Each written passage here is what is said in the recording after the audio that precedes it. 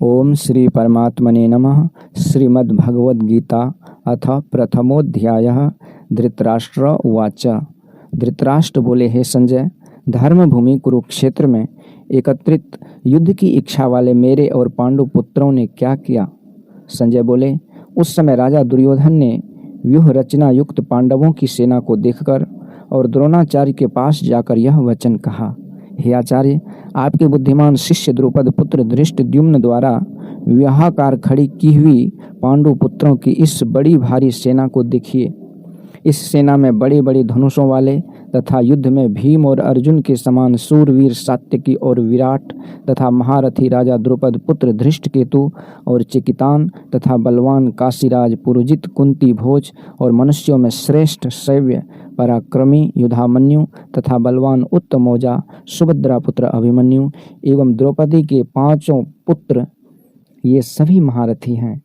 हे ब्राह्मण श्रेष्ठ, अपने पक्ष में भी जो प्रधान हैं उनको आप समझ लीजिए। आपकी जानकारी के लिए मेरी सेना के जो सेनापति हैं उनको बतलाता हूँ। आप द्रोणाचार्य और पितामह भीष्म तथा कर्ण और संग्राम विजयी कृपाचार्य तथा वैसे ही अश्वत्थामा विकर्ण और सोमदत्त का पुत्र भूरिश्रवा और भी मेरे लिए जीवन की आशा त्याग देने वाले बहुत से सूरवीर, अनेक प्रकार के शस्त्रास्त्रों से सुसज्जित और सब के सब युद्ध में चतुर हैं। भीष्म पितामह द्वारा रक्षित हमारी वह सेना सब प्रकार से अजेय है और भीम द्वारा रक्षित इन लोगों की यह सेना जीतने में सुगम है। इसलिए सब मोर्चों पर अपनी अपनी जगह स्थित रहते हुए आप लोग सभी निसंदेह पितामह की ही सब ओर से रक्षा करें। कौरवों में वृद्ध बड़े प्रतापी पितामह भीष्म ने उस समय दुर्योधन के हृदय में हर्ष उत्पन्न करते हुए उच्च स्वर से सिंह की दहाड़ के समान गरज कर शंख बजाया। इसके पश्चात शंख और नगाड़े तथा ढोल मृदंग और नरसिंगे आदि बाजे एक साथ ही बज उठे। उनका वह शब्द बड़ा भयंकर हुआ। इसके अनंतर सफेद घोड़ों से युक्त उत्तम रथ में बैठे हुए भगवान श्री कृष्ण और अर्जुन भी अलौकिक शंख बजाए। भगवान श्री कृष्ण पांचजन्य नामक शंख, अर्जुन देवदत्त नामक और भयानक कर्म करने वाले भीम ने पौंड्रक नामक शंख बजाए। कुंती पुत्र राजा युधिष्ठिर ने अनंत विजयक नामक और नकुल तथा सहदेव ने सुघोष और मणिपुष्पक नामक शंख बजाए। श्रेष्ठ धनुष वाले काशीराज और महारथी शिखंडी एवं धृष्टद्युम्न तथा विराट और अजेय सात्यकी राजा द्रुपद और द्रौपदी के पांचों पुत्र और बड़ी भुजा वाले सुभद्रा पुत्र अभिमन्यु, इन सभी ने, हे राजन, सब ओर से अलग अलग शंख बजाए और उन भयानक शब्द ने आकाश और पृथ्वी को भी गुंजाते हुए धृतराष्ट्रों के अर्थात आपके पक्ष वालों के हृदय विदीर्ण कर दिए। अर्जुन बोले, हे राजन, इसके बाद कपिध्वज अर्जुन ने मोर्चा बांधकर डटे हुए धृतराष्ट्र संबंधियों को देखकर उस शस्त्र चलाने की तैयारी के समय धनुष उठाकर ऋषिकेश भगवान श्री कृष्ण के से यह वचन कहा, हे अच्युत, मेरे रथ को दोनों सेनाओं के बीच में खड़ा कीजिए और जब तक कि मैं युद्ध में डटे हुए युद्ध के अभिलाषी इन विपक्षी को देख न लूं कि इस युद्ध रूप व्यापार में मुझे किन किन के साथ युद्ध करना योग्य है, तब तक उसे खड़ा रखिए। दुर्बुद्धि दुर्योधन का युद्ध में हित चाहने वाले जो ये राजा लोग इस सेना में आए हैं, इन युद्ध करने वालों को मैं देखूंगा। संजय उवाच। संजय बोले, हे धृतराष्ट्र, अर्जुन द्वारा इस प्रकार कहे हुए महाराज श्री कृष्णचंद्र ने दोनों सेनाओं के बीच में भीष्म और द्रोणाचार्य के सामने तथा संपूर्ण राजाओं के सामने उत्तम रथ को खड़ा करके इस प्रकार कहा कि हे पार्थ, युद्ध के लिए जुटे हुए इन कौरवों को देख। इसके बाद प्रथापुत्र अर्जुन ने उन दोनों ही सेनाओं में स्थित ताऊ, चाचों, दादों, परदादों, गुरुओं, मामाओं को, भाइयों को, पुत्रों को, पुत्रों को और मित्रों को, ससुरों को और सुहृदों को भी देखा। उन उपस्थित संपूर्ण बंधुओं को देखकर वे कुंती पुत्र अर्जुन अत्यंत करुणा से युक्त होकर शोक करते हुए यह वचन बोले। अर्जुन बोले, हे केशव, युद्ध में डटे हुए युद्ध की अभिलाषी इस स्वजन समुदाय को देखकर मेरे अंग शिथिल हुए जा रहे हैं और मुख सूखा जा रहा है तथा मेरे शरीर में कंप और रोमांच हो रहा है। हाथ से गांडीव धनुष गिर रहा है और त्वचा भी बहुत जल रही है और तथा मेरा मन भ्रमित सा हो रहा है, इसलिए मैं खड़ा होने रहने को भी समर्थ नहीं हूँ। हे केशव, मैं लक्षणों को भी विपरीत ही देख रहा हूँ तथा युद्ध में स्वजन समुदाय को मारकर कल्याण भी नहीं देखता। हे कृष्ण, मैं न तो विजय चाहता हूँ और न राज्य तथा सुखों को ही। हे गोविंद, हमें ऐसे राज्य से क्या प्रयोजन अथवा ऐसे भोगों से और जीवन से भी क्या लाभ है। हमें जिनके लिए राज्य, भोग और सुखादि अभिष्ट हैं, वे ही ये सब धन और जीवन की आशा को त्याग कर युद्ध में खड़े हैं। गुरुजन, ताऊ, चाचे, लड़के और उसी के प्रकार दादे, मामे, ससुर, पौत्र, साले तथा और भी संबंधी लोग हैं। हे मधुसूदन, मुझे मारने पर भी अथवा तीनों लोगों के राज्य के लिए भी मैं इन सब को मारना नहीं चाहता, फिर पृथ्वी के लिए तो कहना ही क्या है। हे जनार्दन, धृतराष्ट्र के पुत्रों को मारकर हमें क्या प्रसन्नता होगी। इन आताताइयों को मारकर तो हमें पाप ही लगेगा। अतएव हे माधव, अपने ही बांधव धृतराष्ट्र के पुत्रों को मारने के लिए हम योग्य नहीं हैं, क्योंकि अपने ही कुटुंबों को मारकर हम कैसे सुखी होंगे। यद्यपि लोभ से भ्रष्ट चित्त हुए ये लोग कुल के नाश के से उत्पन्न दोष को और मित्रों से विरोध करने में पाप को नहीं देखते, तो भी हे जनार्दन, कुल के नाश से उत्पन्न दोष को जानने वाले हम लोगों को इस पाप से हटने के लिए क्यों नहीं विचार करना चाहिए।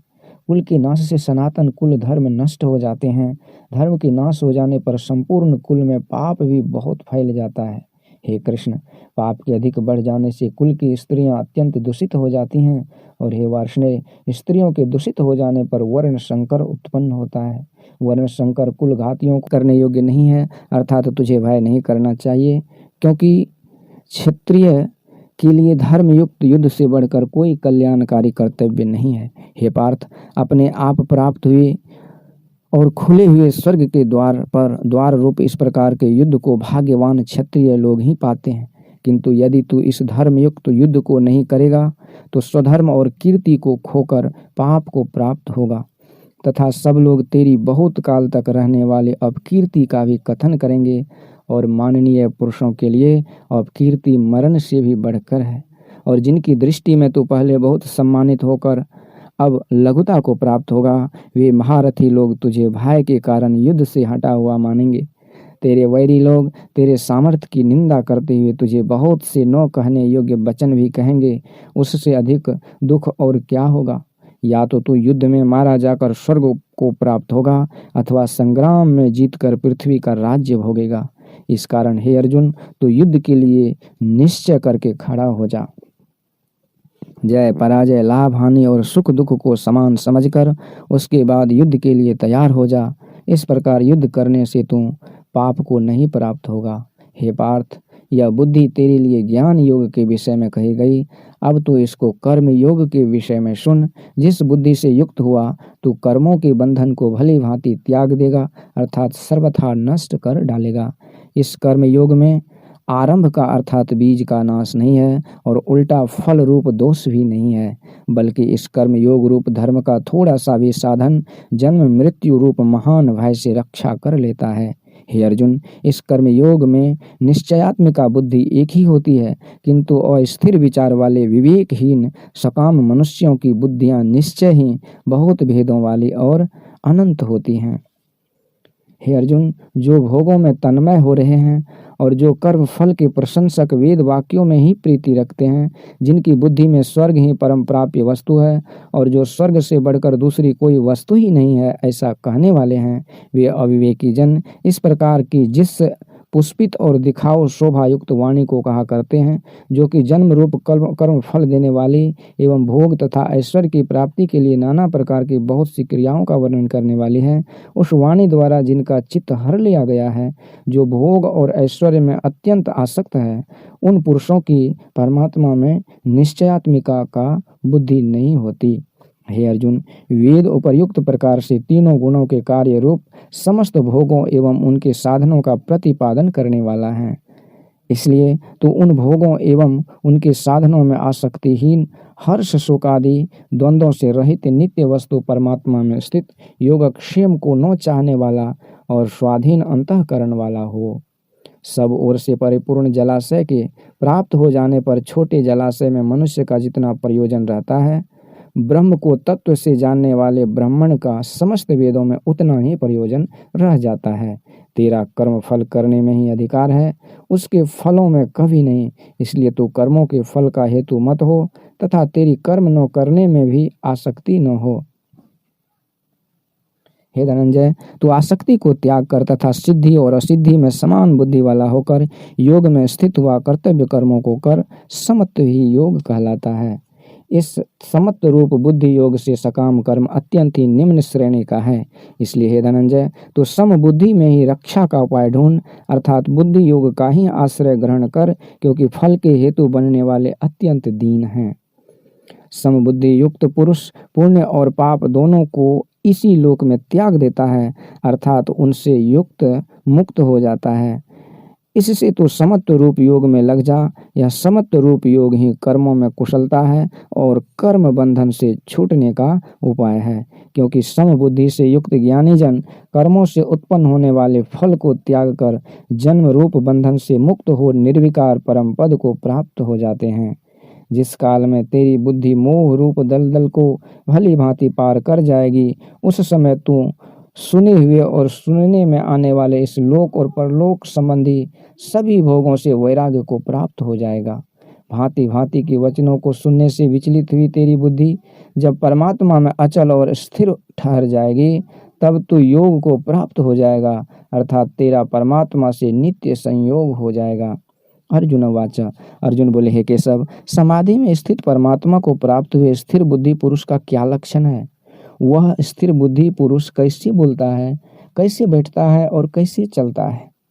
श्री भगवान बोले, हे अर्जुन, जिस काल में यह पुरुष मन में स्थित संपूर्ण कामनाओं को भली भांति त्याग देता है और आत्मा से आत्मा में ही संतुष्ट रहता है, उस काल में वह स्थित प्रज्ञ कहा जाता है। दुखों की प्राप्ति होने पर जिनके मन में उद्वेग नहीं होता, सुखों की प्राप्ति में जो सर्वथा निष्पृह है तथा जिनके राग भय और क्रोध नष्ट हो गए हैं, ऐसा मुनि स्थिर बुद्धि कहा जाता है। जो पुरुष सर्वत्र स्नेह रहित हुआ, उस शुभ या अशुभ वस्तु को प्राप्त होकर न प्रसन्न होता है और न द्वेष करता है, उनकी बुद्धि स्थिर है। और कछुआ सब ओर से अपने अंग को जैसे समेट लेता है, वैसे ही जब यह पुरुष इंद्रियों के विषयों से इंद्रियों को सब प्रकार से हटा लेता है, तब उनकी स्थिर बुद्धि है, ऐसा समझना चाहिए। इंद्रियों के द्वारा विषयों को ग्रहण न करने वाले पुरुष के भी केवल विषय तो निवृत्त हो जाते हैं, परंतु उनमें रहने वाले आसक्ति निवृत्त नहीं होती। इस स्थित प्रज्ञ पुरुष की तो आसक्ति भी परमात्मा का साक्षात्कार करके निवृत्त हो जाती है। हे अर्जुन, आसक्ति का नाश न होने के कारण ये प्रथम स्वभाव वाले इंद्रियां यत्न करते हुए भी बुद्धिमान पुरुष के मन को भी बलात् हर लेती हैं। इसलिए साधक को चाहिए कि वह उन संपूर्ण इंद्रियों को वश में करके समाहित चित्त रूप हुआ मेरे परायण होकर ध्यान में बैठे, क्योंकि जिस पुरुष की इंद्रियां वश में होती हैं, उसी की बुद्धि स्थिर हो जाती है। विषयों का चिंतन करने वाले पुरुष की उन विषयों में आसक्ति हो जाती है। आसक्ति से उन विषयों की कामना उत्पन्न होती है और कामनाओं में विघ्न पड़ने से क्रोध उत्पन्न होता है। क्रोध से अत्यंत मूढ़ भाव उत्पन्न हो जाता है। मूढ़ भाव से स्मृति में भ्रम हो जाता है और स्मृति में भ्रम हो जाने से अर्थात ज्ञान शक्ति का नाश हो जाने से और बुद्धि का नाश हो ज्ञान शक्ति नाश हो जाता है और बुद्धि का नाश हो जाने से यह पुरुष अपनी स्थिति से गिर जाता है। परंतु अपने अधीन किए हुए अंतःकरण वाला साधक अपने वश में की हुई राग द्वेष से रहित इंद्रियों द्वारा विषयों में विचरण करता हुआ अंतःकरण की प्रसन्नता को प्राप्त होता है। अंतःकरण की प्रसन्नता होने पर इसके संपूर्ण दुखों का अभाव हो जाता है और उस प्रसन्न चित्त वाले कर्म योगी की बुद्धि शीघ्र ही सब ओर से हटकर एक परमात्मा में भली भांति स्थिर हो जाती है। जो जीते हुए मन और इंद्रियों वाले पुरुषों में निश्चयात्मिका बुद्धि नहीं होती और उस अयुक्त मनुष्य के अंतःकरण में भावना भी नहीं होती तथा भावनाहीन मनुष्यों को शांति नहीं मिलती, और शांति रहित मनुष्यों को सुख कैसे मिल सकता है? क्योंकि जैसे जल में चलने वाली नाव को वायु हर लेती है, वैसे ही विषयों में विचरती हुई इंद्रियों में से मन जिस इंद्रियों के साथ रहता है, वह एक ही इंद्रिय उस अयुक्त पुरुष की बुद्धि को हर लेती है। इसलिए महाबाहो, जिस पुरुष की इंद्रियां इंद्रियों के विषयों से सब प्रकार निग्रह की हुई हैं, उसी की स्थिर बुद्धि है। संपूर्ण प्राणियों के लिए जो रात्रि के समान है, उस नित्य ज्ञान स्वरूप परमानंद की प्राप्ति में स्थित योगी जागता है, और जिस नाशवान संसारिक सुख की प्राप्ति में सब प्राणी जगते हैं, परमात्मा के तत्व को जानने वाले मुनि के लिए वह रात्रि के समान है। जैसे नाना नदियों के जल सब ओर से परिपूर्ण अचल प्रतिष्ठा वाले समुद्र में उसको विचलित न करते हुए ही समा जाते हैं, वैसे ही सब भोग जिस स्थित प्रज्ञ पुरुष में किसी प्रकार का विकार उत्पन्न किए बिना ही समा जाते हैं, वहीं पुरुष परम शांति को प्राप्त होता है, भोगों को चाहने वाला नहीं। जो पुरुष संपूर्ण कामनाओं को त्याग कर ममता रहित, अहंकार रहित और स्पृहा रहित हुआ विचरता है, वही शांति को प्राप्त होता है, अर्थात वह शांति को प्राप्त है।